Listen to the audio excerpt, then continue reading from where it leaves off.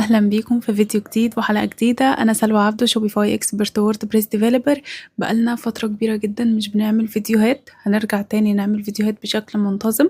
النهاردة هنشوف مع بعض ريديزاين لمتجر شوبيفاي فاشن خارج من عندنا، ويلا بينا.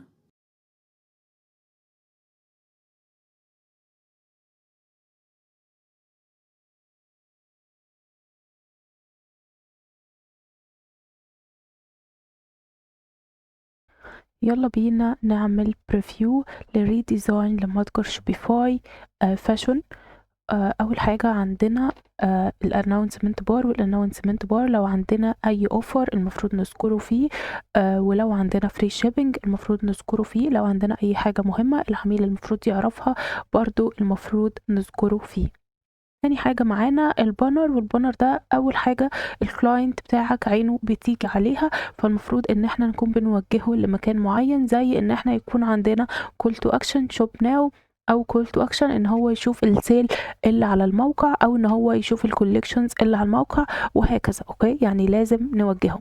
تاني حاجة معانا السيكشن ده، واحنا عاملينه كاروسيل فول ويدز، عشان احنا بنخاطب يعني بنعمل تصميم معين، فالتصميم ده مينيماليست ولكجري، فاحنا بنخاطب فئة او اودينس معينين، فاحنا بنستعرض كوليكشن لو نلاحظ كله نفس اللون، وده لون البراندنج للبراند ده. اوكي، وكمان عشان نكون بنوجه الكلاينتس بتوعنا لأكتر حاجة بيست سيلر عندنا.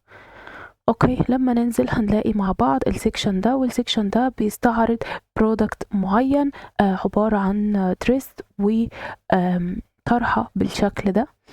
وبعد كده السيكشن اللي بعده كاروسيل برضو، وبيستعرض الطرح اللي موجودة على الموقع ده، وبرضو التصميم زي ما احنا واخدين بالنا ان التصميم يعني احنا ماشيين في اتجاه معين، لان احنا بنخاطب اودينس معينين. اوكي، لما نيجي نعمل هنا كويك فيو البرودكت هيظهر لنا بالشكل ده، ونقدر نعمل اد تو كارت. اوكي، ده سيكشن تاني معانا، والسيكشن ده كاستم، يعني السيكشن ده معمول كاستم، ما كانش موجود على على الثيم اللي احنا اشتغلنا عليه، وهو طالع معانا بالشكل ده. وبعد كده لما ننزل هنلاقي تابس كده بتستعرض كل كوليكشن او كل برودكت في كوليكشن معينة.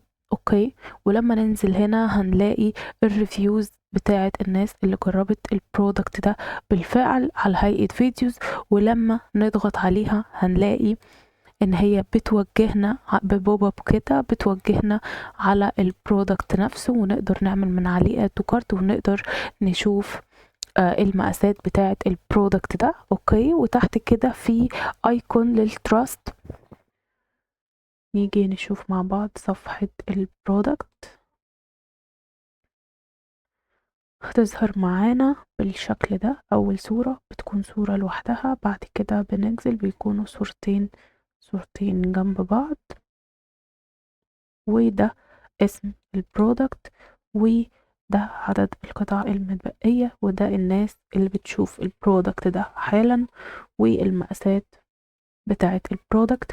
وهنا الكلاينت يقدر يحط نوت، او يقدر يرفع صورة وهو بيعمل add to cart.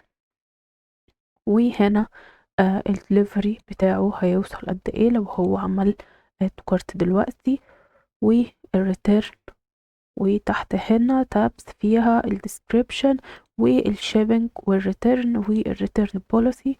وهننزل كده شوية هنلاقي السيكشن ده بالشكل ده، ودي مش صور، دي برودكت، يعني لما ندخل على واحد واحد فيهم هنلاقيه برودكت عادي جدا، بس هو معمول بشكل مختلف. وهنا عندنا sticky add to cart في صفحة البرودكت. هندخل بقى في الكوليكشن، وهنلاقي عامل لنا بعض الكوليكشنز اللي ظاهرة في الأول، لو دخلنا عليها تكون كوليكشنز مختلفة. اوكي، ولكن لما ننزل تحت هنلاقي صور البرودكت اللي في الكوليكشن اللي احنا دخلنا عليه بالفعل.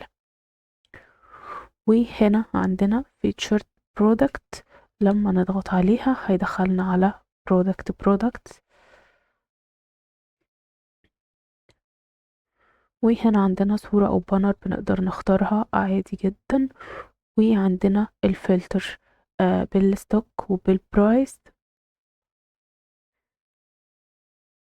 ولما نيجي ننزل مش محددين بعدد برودكت معينة، لأ هو كل ما ينزل هينزل معاه طول ما الكوليكشنز لسه فيه برودكت ما خلصتش.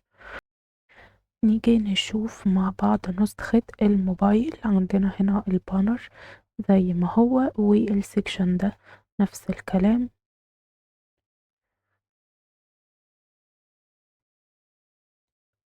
اوكي، هنا لو عملنا بريفيو هيظهر لنا بوب اب بالشكل ده.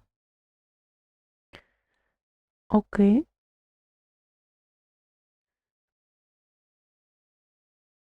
وهنا التابس نفس الكلام بالظبط.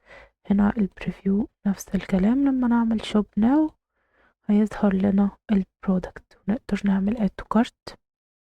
اوكي، دي trust icon او trust badges. ونيجي ندخل على صفحة البرودكت مع بعض.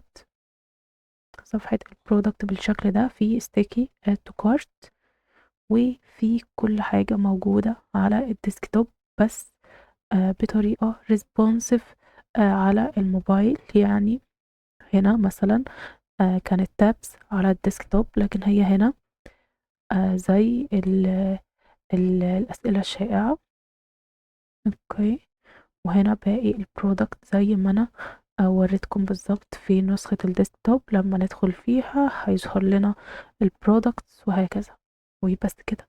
انا سلوى عبد شوفاي اكسبرت، وباي باي.